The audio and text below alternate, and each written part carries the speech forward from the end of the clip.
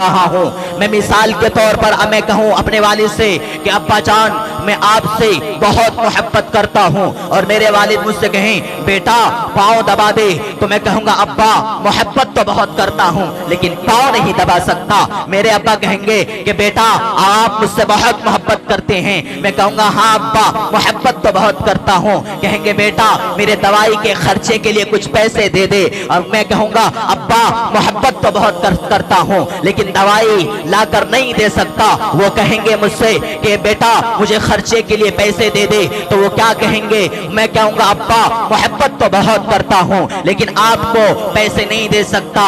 گویا میں محبت نہیں کر رہا ہوں بلکہ زبانی دعوے کر رہا ہوں۔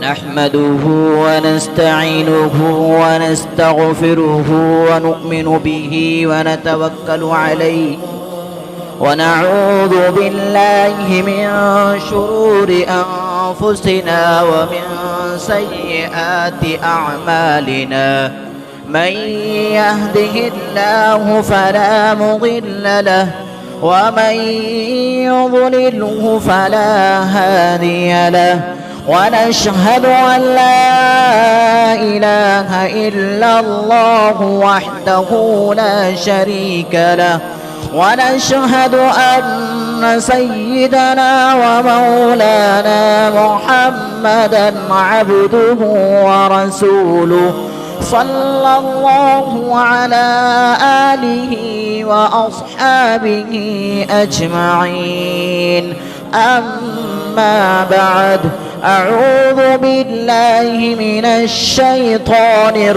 الرجيم بسم الله الرحمن الرحيم لقد كان لكم في رسول الله أسوة حسنة وقال الله تعالى في مقام آخر يا أيها الذين آمنوا اتقوا الله وكونوا مع الصادقين صدق الله العظيم یکو جگدیشورا یکو جگت گرو سرو اوتار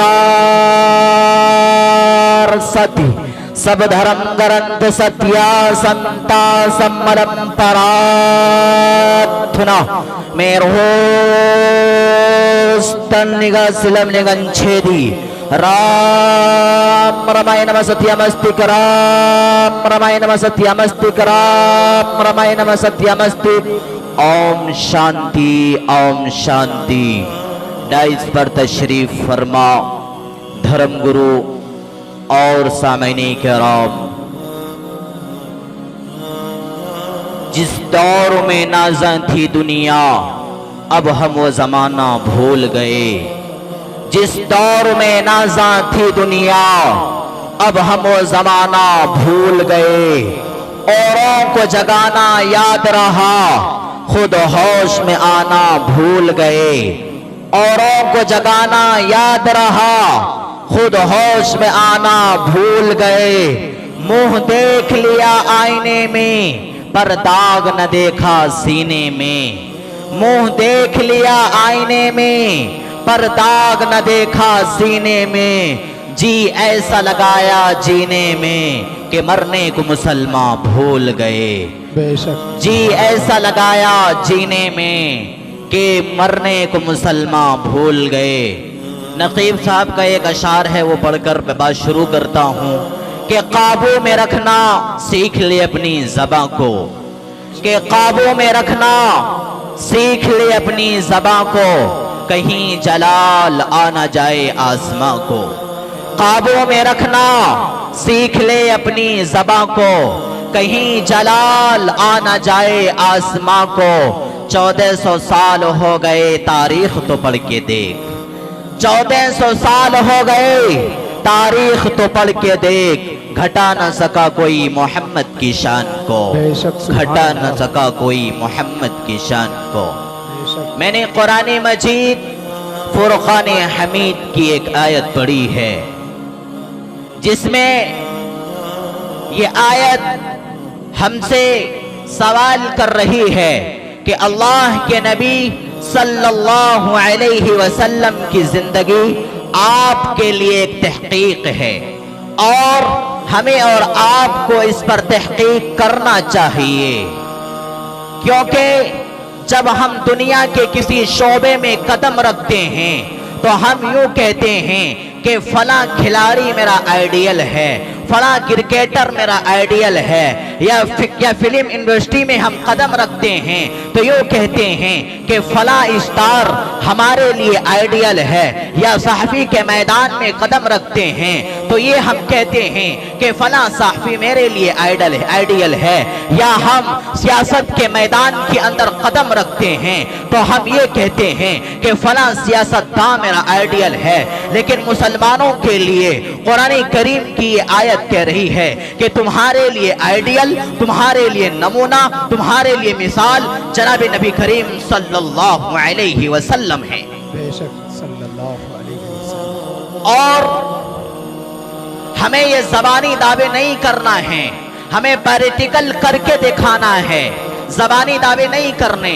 جس طرح آپ صلی اللہ علیہ وسلم نے باپ بن کر دکھایا، شوہر بن کر دکھایا، بیٹا بن کر دکھایا، دائی بن کر دکھایا، مبلغ بن کے دکھایا، حاجی بن کے دکھایا، نمازی بن کے دکھایا، اسی طرح سے ہم لوگوں کو بھی آقائے نامدار، مدینے کے تاجدار محمد عربی صلی اللہ علیہ وسلم کی زندگی کو تلاش کرنا ہے۔ ہمارے لیے صرف آپشن ہے تو محمد الرسول اللہ صلی اللہ علیہ وسلم کا آپشن ہے۔ ہم ایک یہ نعرہ لگاتے ہیں کہ غلامی رسول میں موت بھی قبول ہے، یہ نعرہ لگانا چاہیے۔ کیوں لگانا چاہیے؟ اس سے ہمارا ایمان تازہ ہوتا ہے۔ ہم کہتے ہیں غلامی رسول میں موت بھی قبول ہے، یہ نعرہ عالم بھی لگا سکتا ہے، یہ نعرہ مفتی بھی لگا سکتا ہے، یہ نعرہ نمازی بھی لگا سکتا ہے، یہ نعرہ حاجی بھی لگا سکتا ہے، یہ نعرہ ہر کسی کو لگانا چاہیے۔ لیکن میرے بھائی، میں آپ کو بات سمجھانے کی یہ کوشش کر رہا ہوں کہ غلامی رسول میں موت بھی قبول ہے۔ موت بعد میں آتی ہے، زندگی پہلے آتی ہے، زندگی پہلے آتی ہے۔ ہم کو یہ پہلے یہ نعرہ لگانا ہوگا، غلامی رسول میں ٹوپی قبول ہے، غلامی رسول میں داڑھی قبول ہے، غلامی رسول میں کرتا پجامہ قبول ہے، غلامی رسول میں غیبت کا چھوڑنا قبول ہے، غلامی رسول سے خانقاہ قبول ہے، غلامی رسول میں فلم کا چھوڑنا قبول ہے، غلامی رسول میں گانوں کا چھوڑنا قبول ہے، غلامی رسول میں نماز بھی قبول ہے، غلامی رسول میں ہمیں نمازیں بھی قبول ہے، غلامی رسول میں مدرسے بھی قبول ہیں، غلامی رسول میں آقائے نامدار محمد عربی صلی اللہ علیہ وسلم کی ہر ایک ادا قبول ہے۔ یہ نعرہ ہم اور آپ لگائیں گے نا؟ لگائیں گے ضرور انشاءاللہ۔ کیونکہ زندگی پہلے آتی ہے، موت بعد میں آتی ہے۔ اسی لیے ہمارے کشن گنج کے دوست ہیں، انہوں نے کہا کہ نبی سے عشق کتنا ہے یہ بتلا کے چھوڑیں گے، نبی سے عشق کتنا ہے یہ بتلا کے چھوڑیں گے، دشمنان اسلام کو سمجھا کے چھوڑیں گے، ہم کو گوارا ہی نہیں نبی کے شان میں گستاخی، ہم کو گوارا ہی نہیں نبی کے شان میں گستاخی، اگر کوئی کرے گا نبی کے شان میں گستاخی تو اس کو دفنا کے چھوڑیں گے۔ دفنائیں گے ضرور۔ ہم کہا نا کہ غلامی رسول میں موت بھی قبول ہے، غلامی رسول میں موت بھی قبول ہے۔ آج کوئی میرے آقائے نامدار پر انگلیاں کیوں اٹھاتا ہے؟ پتہ یہ چلتا ہے کہ آقائے نامدار محمد عربی صلی اللہ علیہ وسلم کے اسوہ حسنہ کے اوپر مکمل نہیں اتر پا رہے ہیں۔ 100% ہم ان کے حسنہ پر اور ان کے طریقے کے اوپر نہیں ہم چل پا رہے ہیں۔ اسی لیے آج کوئی بھی آتا ہے غیرہ غیرہ نتو کھیرا وہ آقائے نامدار کے اوپر انگلی اٹھانے کی کوشش کرتا ہے۔ بیچ میں مجھے ایک واقعہ یاد آتا ہے، اختر شیرازی جو ایک شاعر گزرا ہے، پیتا پلاتا بہت تھا، اور ایک دن انہوں نے شراب کی مجلس جمائی، اور جب اس کے اوپر شراب کا نشہ چڑھا تو دوسروں شاعروں نے ان سے یوں کہا کہ آپ کیا کریں، آپ سب سے پہلے فلاں شاعر کو گالی دیں۔ اس نے گالی دے دی۔ پھر دوسرے نے کہا کہ دوسرے شاعر کو گالی دے، تو اس نے گالی دے دی۔ تیسرے نے کہا کہ آقائے نامدار محمد عربی صلی اللہ علیہ وسلم کو گالی دو۔ کیا کہا؟ صلی اللہ علیہ وسلم کو گالی دو۔ تو اس اختر شیرازی کے ہاتھ میں ایک شراب کی بوتل تھی، انہوں نے اس بوتل کو اس کے سر پہ دے مارا، اور اس نے کہا کہ سن لے، میں شراب کا نشہ کتنا بھی کر لوں لیکن عشق مصطفیٰ کا نشہ میرے سر سے نہیں اتر سکتا۔ سبحان اللہ۔ اس لیے آج ہم زبانی دعویٰ کرتے ہیں اور گلی گلی یہ نعرہ لگاتے ہیں کہ غلامی رسول میں موت بھی قبول ہے۔ ارے بھائی، موت کیسے قبول ہے؟ پہلے عمل کر کے تو دکھاؤ، پہلے عمل کر کے تو دکھاؤ۔ ہم زبان سے اپنے باپ میں مثال دینے کے لیے ایک بات آپ کو سمجھا رہا ہوں۔ میں مثال کے طور پر میں کہوں اپنے والد سے کہ ابا جان میں آپ سے بہت محبت کرتا ہوں، اور میرے والد مجھ سے کہیں بیٹا پاؤں دبا دے، تو میں کہوں گا ابا محبت تو بہت کرتا ہوں لیکن پاؤں نہیں دبا سکتا۔ میرے ابا کہیں گے کہ بیٹا آپ مجھ سے بہت محبت کرتے ہیں، میں کہوں گا ہاں ابا محبت تو بہت کرتا ہوں۔ کہیں گے بیٹا میرے دوائی کے خرچے کے لیے کچھ پیسے دے دے، اور میں کہوں گا ابا محبت تو بہت کرتا ہوں لیکن دوائی لا کر نہیں دے سکتا۔ وہ کہیں گے مجھ سے کہ بیٹا مجھے خرچے کے لیے پیسے دے دے، تو وہ کیا کہیں گے؟ میں کہوں گا ابا محبت تو بہت کرتا ہوں لیکن آپ کو پیسے نہیں دے سکتا۔ گویا میں محبت نہیں کر رہا ہوں بلکہ زبانی دعوے کر رہا ہوں۔ میں نے جو منتر پڑھا ہے اس کی وضاحت کر کے میں اپنی جگہ لے لوں گا انشاءاللہ۔ یہ خانقاہیں کیا ہیں؟ ان خانقاہوں میں ہوتا کیا ہے؟ آؤ میں بتاتا ہوں ان خانقاہوں کا کیا اثر ہوتا ہے۔ دہلی شہر کے اندر ایک اجلاس منعقد ہو رہا تھا جس میں ایک چھوٹا سا بچہ بیٹھ کر قرآن کریم کی تلاوت کر رہا تھا۔ عطا اللہ شاہ بخاری رحمت اللہ علیہ اسٹیج کے اوپر تشریف لاتے ہیں، اور تشریف جب لاتے ہیں اس بچے کو روک دیا جاتا ہے، اور اس بچے کو روکنے کے بعد گویا عطا اللہ شاہ بخاری رحمت اللہ علیہ کے وہ چہرے کو دیکھ رہا ہے، اور چہرے کو دیکھ کر کیا گویا یوں کہہ رہا ہے کہ اے شاہ آپ کے ہوتے ہوئے مجھے قرآن کریم کی تلاوت کرنے نہیں دی گئی، قرآن پڑھنے کی اجازت نہیں دی گئی۔ اسی لیے عطا اللہ شاہ بخاری رحمت اللہ علیہ نے اس بچے کو نیچے سے اوپر بلایا، اور اوپر بلانے کے بعد ان کو اسٹیج کے اوپر بٹھایا، اور اسٹیج کے پاس بیٹھانے کے بعد کہا بیٹا تو بھی قرآن پڑھ، تو بھی قرآن پڑھ، آج میں بھی قرآن پڑھوں گا۔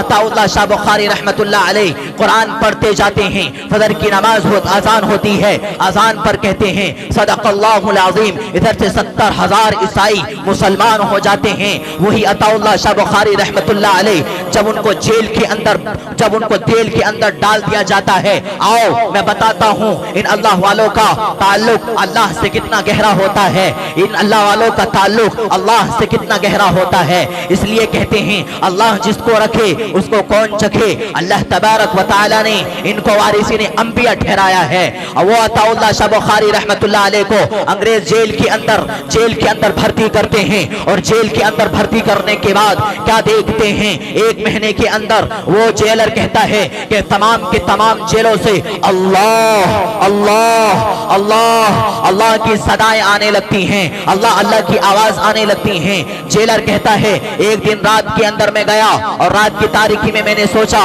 کہ دیکھو عطا اللہ شاہ بخاری رحمت اللہ علیہ کیا کر رہے ہیں، عطا اللہ کیا کر رہے ہیں۔ عطا اللہ شاہ بخاری رحمت اللہ علیہ کو گیہوں پیسنے کے لیے دیا گیا تھا, چکی کے اندر پیسنے کے لیے دیا گیا تھا. کیا دیکھتے ہیں عطا اللہ شاہ بخاری رحمت اللہ علیہ جیل کے اندر کیا کر رہے ہیں, چکی خود بخود چل رہی ہے, آٹا خود بخود پیسا چلا جا رہا ہے. عطا اللہ شاہ بخاری رحمت اللہ علیہ قرآن کی تلاوت کر رہے ہیں, قرآن پڑھ رہے ہیں. جیلر دیکھ رہا ہے, حیران و پریشان ہو جا رہا ہے, کہہ رہا ہے کہ عطا اللہ یہ کیا ماجرا ہے, یہ کیسی بات ہے, یہ چکی آٹومیٹک کیسے چل رہی ہے, یہ کشتی یہ چکی آٹومیٹک کیسے چل رہی ہے. عطا اللہ شاہ بخاری رحمت اللہ علیہ کہتے ہیں کہ سنو انگریزوں, سنو انگریزوں, سنو انگریزوں, سنو انگریزوں, میں اس کا کام کر رہا ہوں, وہ میرا کام کر رہا ہے. جب ہم رات کی تاریخیوں میں سو جاتے ہیں, یہی اللہ والے اللہ کو منانے کے لیے, اللہ کو منانے کے لیے اللہ سے رات بھر اپنی امت, اپنی قوم کے لیے گڑ گڑا کر دعا مانگتا ہے. کوئی ہے ایسا؟ ہو ہی نہیں سکتا کوئی ہمارے زمانے میں. میں نے کہا کہ